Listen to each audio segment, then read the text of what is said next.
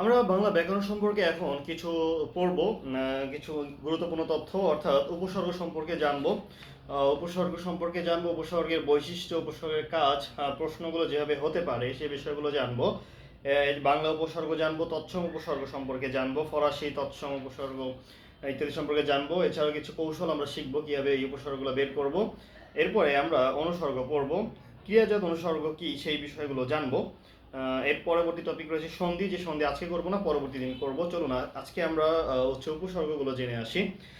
উৎক্ষেপণ শব্দের উপসর্গ কোন অর্থ ধারণ করছে? উৎক্ষেপণ শব্দের উপসর্গ কোন অর্থ ধারণ করছে? তো এটা কি হবে? এটা হবে ঊর্ধ্ব। 39তম স্পেশাল বিসিএস এটা কিন্তু এসেছিল, একদম লেটেস্ট। ওকে, সো উপসর্গযুক্ত শব্দ, উপসর্গযুক্ত শব্দ কোনটি? উপসর্গযুক্ত শব্দ হচ্ছে বিদ্রোহী। ওকে, অভাব অর্থে ব্যবহৃত, এটা 46তম বিসিএস এ এসেছিল। এছাড়া হচ্ছে অভাব অর্থে ব্যবহৃত হয়েছে, অভাব অর্থে ব্যবহৃত হয়েছে কোন উপসর্গটি? এটি হচ্ছে আলুনি। এরপরে কদাকার শব্দটি কোন উপসর্গে গঠিত? কদাকার শব্দটি কোন উপসর্গে গঠিত? এটি হচ্ছে দেশীয় উপসর্গ যোগে হচ্ছে গঠিত। এটি হচ্ছে বিসিএস এ দেশীয় উপসর্গ, এটা 35তম বিসিএস এ এসেছিল। যাই হোক, এরপরে হচ্ছে আমরা জানবো উপসর্গ হলো কিছু অর্থহীন শব্দাংশ যেগুলো অন্য শব্দের শুরুতে বসে নতুন শব্দ গঠন করে। এর কাজ হলো নতুন নতুন শব্দ গঠন করা। উপসর্গে নিজস্ব কোনো অর্থ নেই, তবে এগুলো অন্য শব্দের সাথে যুক্ত হয়ে বিশেষ অর্থ প্রকাশ করতে পারে। উপসর্গ উপসর্গ সবসময় মূল শব্দ বা ধাতুর পূর্বে যুক্ত হয়। এছাড়াও হচ্ছে উপসর্গ শব্দটি সংস্কৃত বা তৎসম ভাষার শব্দ। উপসর্গ শব্দটি সংস্কৃত বা তৎসম ভাষার শব্দ। উপসর্গ বাংলা ব্যাকরণের শব্দতত্ত্বে বা রূপতত্ত্বে উপসর্গ কোথায় আলোচিত হয়? এটা কিন্তু খুবই গুরুত্বপূর্ণ একটি কোশ্চেন, যে উপসর্গ হচ্ছে কোথায় আলোচিত হয়। উপসর্গ আলোচিত হয় হচ্ছে শব্দতত্ত্বে বা রূপতত্ত্বে। শব্দতত্ত্বে বা রূপতত্ত্বে। উপসর্গের বৈশিষ্ট্য, উপসর্গগুলোর প্রত্যেকটি এক একটি শব্দাংশ বা শব্দখণ্ড। এদের নিজেদের কোনো অর্থ নেই বা পৃথকভাবে ব্যবহৃত হয় না। কেবল ধাতু বা শব্দের পূর্বে যুক্ত হলেই এরা শব্দ গঠন করে এবং অর্থের ধাতুর পূর্বে যুক্ত হলেই শব্দ গঠন করে এবং অর্থের বৈচিত্র্য সাধন করে। এগুলো হচ্ছে সাধারণত হচ্ছে কি, এই উপসর্গ হচ্ছে প্রিফিক্স, অর্থাৎ শব্দের পূর্বে বসে একটা শব্দ গঠন করে। উপসর্গ যখন শব্দ গঠন করে তখন গঠিত শব্দের মাধ্যমে মূল ধাতু বা শব্দের অর্থের পরিবর্তন, সম্প্রসারণ, সংকোচন বা অর্থের পূর্ণতা সাধন করে। উপসর্গগুলোর সঙ্গে কোনো বিভক্তি বা প্রত্যয় যুক্ত হয় না বলে এদের রূপের কোনো পরিবর্তন হয় না। এজন্য ব্যাকরণের উপসর্গকে অব্যয় বলেও গণ্য করা হয়। এছাড়া এই জন্য ব্যাকরণে উপসর্গকে অব্যয় বলেও কি করা হয়? গণ্য করা হয়। অর্থের পরিবর্তন করে নতুন অর্থবোধক শব্দ তৈরি। উপসর্গের কাজ নতুন শব্দ গঠন করা। উপসর্গের কাজই হচ্ছে কি নতুন শব্দ গঠন করা। প্রত্যেকটি উপসর্গ একটি অব্যয়সূচক শব্দ। প্রত্যেকটি উপসর্গ এক একটি অব্যয়সূচক শব্দ। এটা কিন্তু খুবই গুরুত্বপূর্ণ একটি ওয়ার্ড। উপসর্গ শব্দটি অর্থগতভাবে রুরো বা রুরি শব্দ। উপসর্গের কাজ নতুন অর্থবোধক শব্দ তৈরি করে, যেমন প্রভাত। শব্দের অর্থ পূর্ণতা সাধন করে, যেমন পরিভ্রমণ। শব্দের অর্থের সম্প্রসারণ ঘটায়, সম যোগ পূর্ণ সম্পূর্ণ। শব্দের অর্থের সংকোচন ঘটায়, কু যোগ নজর কুনজর। শব্দের অর্থের পরিবর্তন ঘটায়, অনাযোগ বৃষ্টি অনাবৃষ্টি। ওকে, এরপরে হচ্ছে শব্দের বিপরীত অর্থ প্রকাশ করে, গড় যোগ হাজির গড় হাজির। ওকে, হাজির থেকে গড় যুক্ত করে গড় হাজির, অর্থাৎ হচ্ছে এটা বিপরীত অর্থ প্রকাশ করেছে। শব্দের অর্থের পরিবর্তন, বৃষ্টি ছিল, বৃষ্টিকে অনাযুক্ত করে অনাবৃষ্টি। নজর ছিল, এটাকে শব্দের সংকোচন করে কুনজর, সম্পূর্ণ, ইত্যাদি ইত্যাদি আর কি। উপসর্গের কাজগুলো আমরা মোটামুটি একটা জানলাম, ধারণা নিলাম। প্রশ্ন যেভাবে হতে পারে, অভাব অর্থে ব্যবহৃত হয়েছে কোন উপসর্গটি? কোন উপসর্গটি ভিন্নার্থে প্রযুক্ত? কদাকার শব্দটি কোন উপসর্গে গঠিত? কি ধরনের উপসর্গ? এইভাবে হচ্ছে উপসর্গ থেকে প্রশ্ন হতে পারে। বাংলা ভাষায় সাধারণত 3 ধরনের উপসর্গে ব্যবহৃত হতে দেখা যায়: খাঁটি বাংলা উপসর্গ, সংস্কৃত উপসর্গ আর বিদেশি উপসর্গ। খাঁটি বাংলা উপসর্গগুলো কি কি? বাংলা ভাষায় ব্যবহৃত খাঁটি বাংলা উপসর্গ 21টি। এটা হচ্ছে আমাদের মুখস্থ রাখতে হয়, যে অ, অনা, অজ, অগা, আ, আর, আন, আব, ইতি, উন, পদ, পু, নি, পাতি, বি, ভর, সারাম, স, সা, সু, হা। ওকে, এছাড়া সংস্কৃত উপসর্গ, বাংলা ভাষায় ব্যবহৃত সংস্কৃত উপসর্গ 20টি, যথা অপি, ওপি, অপ্র, প্রতি, অভি, বি, প্র, অতি, উৎ, সু, আ, নি, নির, অব, অধি, সমদূর, পরা, উপ, অনুপরি। বিদেশি উপসর্গ আরবি, ফার্সি, ইংরেজি, উর্দু, হিন্দি এইসব ভাষায় উপসর্গ বাংলা ভাষায় প্রচলিত রয়েছে। যেমন আরবিতে আম, খাস, লা, গড়, খয়ের বাজে। ফর্সিতে বদবর নিমফি কমবে দরকার না, ইংরেজিতে হেড সাব হাফ ফুল। ওকে, হিন্দি বা উর্দুতে হচ্ছে হর। কমন উপসর্গ, বাংলা উপসর্গ কমন উপসর্গ হচ্ছে আশুবিনী, বাংলা আকরা, আধোয়া, আলুনি, আকাঠা, আগাছা। তৎসময়ে হচ্ছে আকণ্ঠ, আমরণ, আসমুদ্র, আরক্ত, আভা। সুনজর, সুদিন, সুকাজ, সুনাম, সুখবর, সুদিয়ে। হচ্ছে তৎসময়ে সুদিয়ে, সুচতুর, সুকঠিন, সুধীর, সুনিপুণ, সুতীক্ষ্ণ।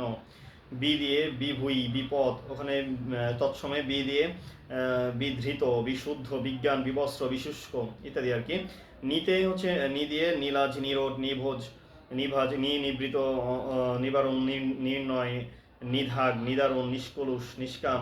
বাংলা উপসর্গ দিয়ে হচ্ছে দ্যোতকতা। আর উদাহরণ যদি দিই আমরা, উপসর্গ অ, এটার দ্যোতকতা হচ্ছে নিন্দিত, যদি নিন্দিতভাবে বোঝায় তো অচেনা, অপয়া, অকেজ, অভাব বোঝায় অচিন, অজানা, অথই, এটা দেওয়া হচ্ছে অভাবর্থে।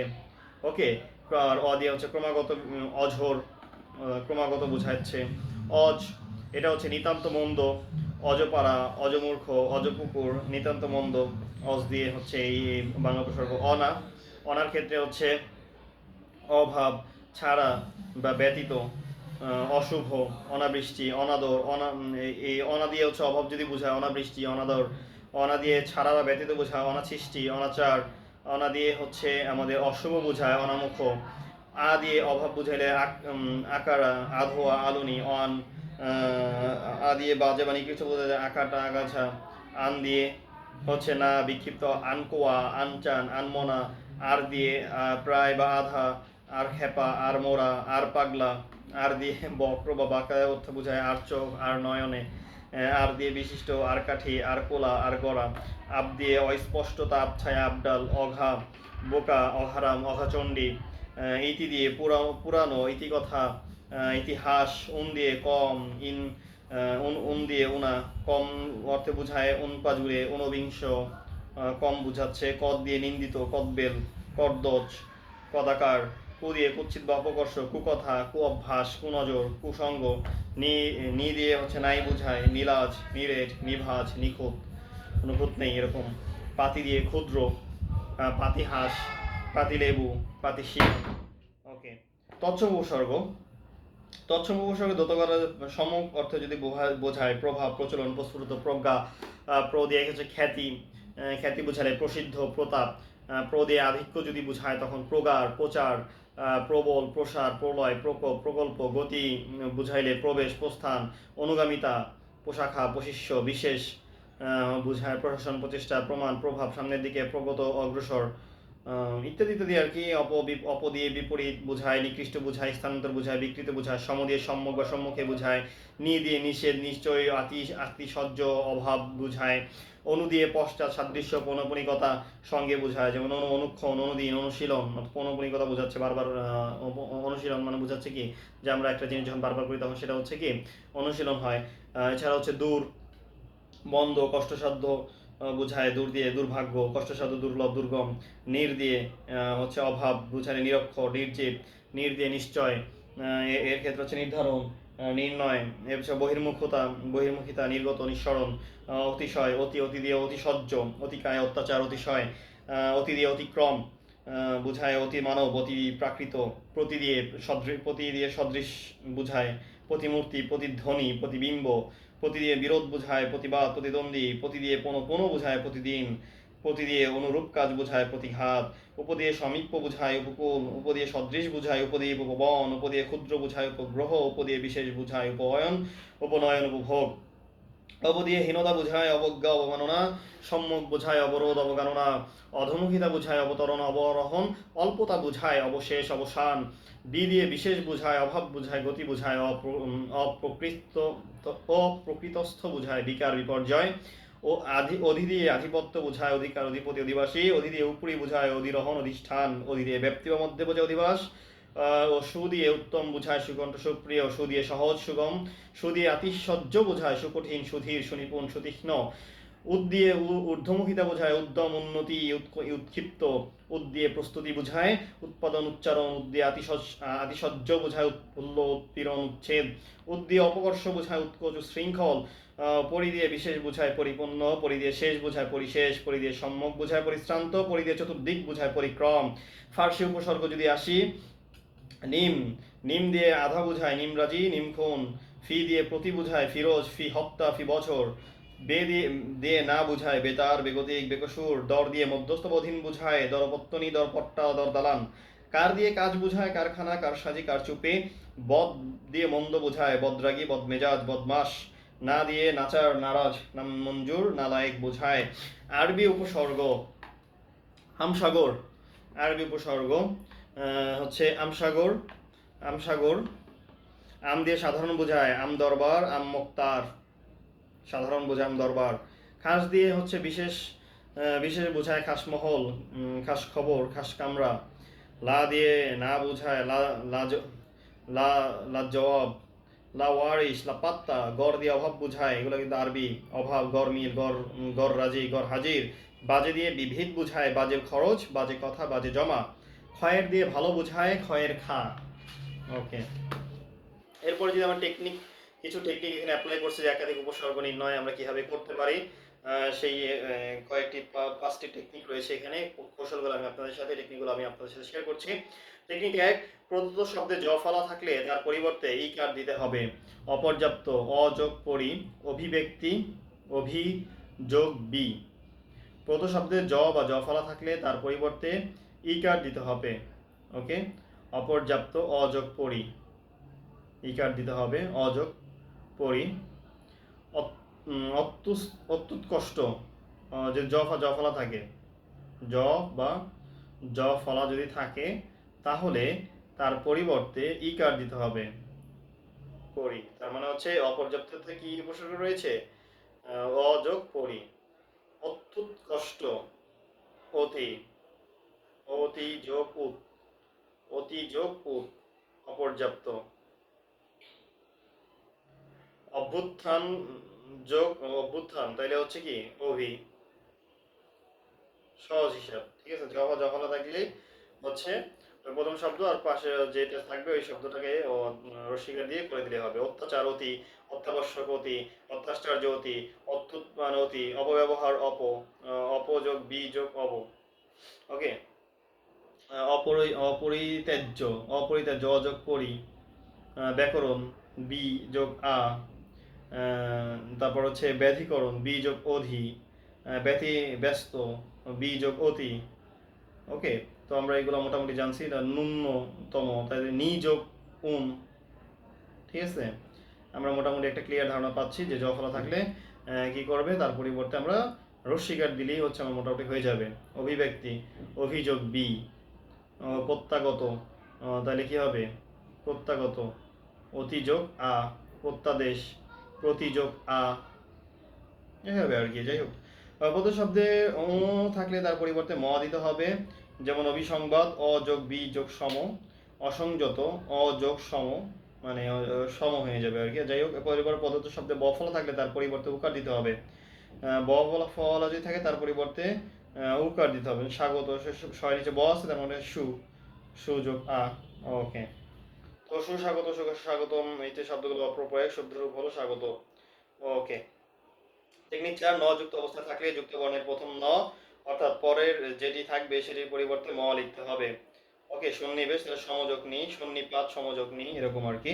সমযোগ, সম ইকুয়াল সমযোগ আ, সমযোগ অ। ওকে, সমবর্তন সমযোগ আ। একাধিক উপসর্গ দ্বারা গঠিত শব্দের আরো উদাহরণ যদি দিই আমরা, একাধিক উপসর্গ, অপ্রতিনিধি, অপ্রতিবিধান, অযোগ প্রতিযোগ বি। ওকে, অনেকগুলো উপসর্গ নিচে গঠিত। নিরবকাশ, নির্যোগ অব, অপ্রজ্বলিত, অযোগ প্র, ইত্যাদি আর কি। এরপরে যদি অনুসর্গে যাই আমরা, যেসব শব্দ কোনো শব্দের পরে বসে শব্দটিকে বাক্যের সঙ্গে সম্পর্কিত করে সেসব শব্দকে অনুসর্গ বলে। সেসব শব্দকে কি বলে, সেসব শব্দকে হচ্ছে অনুসর্গ বলে। যেমন সে কাজ ছাড়া কিছুই বোঝে না, এই বাক্যে ছাড়া একটি অনুসর্গ। ওকে, কোন পর্যন্ত পড়েছ, এই বাক্যে পর্যন্ত একটি অনুসর্গ। বিভিন্ন ধরনের অনুসর্গ প্রতি, বিনা, সনে, বিহনে, সহ, অবধি, পর, হেতু, মধ্যে, মাঝে, পরে, থেকে, ভিন্ন, অপর, জন্য, জন্যে, বই ব্যতীত, অপেক্ষাতরে, সাথে, সঙ্গে, হইতে, পর্যন্ত, সহকারে, পানে, দ্বারা, পাছে, হতে, ভিতর, বাজারে, চেয়ে, অধিক, পক্ষে, নামে, মত, নিকট, দিয়া, দিয়ে, দিকে, বরাবর, সামনে, ছাড়া, নিমিত্ত, সম্মুখে, উপরে, নিচে, বদলে, দরুন, কারণে, অভিমুখে ইত্যাদি। যেসব উপশব্দের পরে অনুসর্গ বসে সেসব শব্দের সঙ্গে কে, র, এ ইত্যাদি বিভক্তিও যুক্ত হতে পারে। যেমন তোমাকে দিয়ে এই কাজ সম্ভব। তাই দিয়ে হচ্ছে এখানে কি অনুসর্গ, সে পরীক্ষার জন্য পড়ছে। ওকে। সো অনুসর্গ হচ্ছে দুই প্রকার, সাধারণ অনুসর্গ ও ক্রিয়াজাত অনুসর্গ। সাধারণ অনুসর্গ কি, যেসব অনুসর্গ ক্রিয়া ছাড়া অন্য শব্দ তৈরি হয় সেগুলোকে সাধারণ অনুসর্গ বলে। যেসব অনুসর্গ ক্রিয়া ছাড়া অন্য শব্দ থেকে তৈরি হয়, মাথার উপরে, কার কাছে, হারানো খড়িটার জন্য, এমন কাজ তোমার দ্বারা, ইত্যাদি আর কি।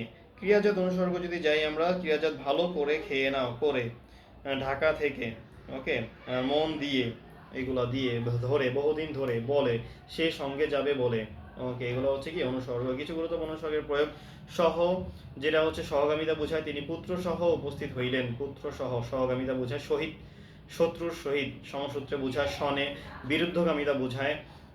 অবধি, পর্যন্ত বোঝায়। পরে, স্বল্প বিরতি বোঝায়। পর, দীর্ঘ বিরতি, ধারাবাহিকতা। পানে, প্রতিবাদীকে বোঝায়। পক্ষে, সক্ষমতা বা সহায় বোঝায়। মাঝে, মধ্যে বা একদেশিক বা ক্ষণকাল বোঝায়। এরপরে হচ্ছে মাঝার, ব্যাপ্তি বোঝায়। হেতু, নিমিত্ত বোঝায়। জন্যে, নিমিত্ত বোঝায়। সঙ্গে, তুলনা বোঝায়। বশত, কারণ বোঝায়। প্রতি, অপর বোঝায়। তরে, মত বোঝায়। মত, ন্যায় বোঝায়। বিহনে, ব্যতিরেকে বোঝায়। বিনা, এগুলো হচ্ছে ব্যতিরেকে বোঝায়। তার মানে আমাদের মোটামুটি হচ্ছে উপসর্গ আর অনুসর্গ একটা ধারণা আমাদের হয়ে গেল ইনশাআল্লাহ।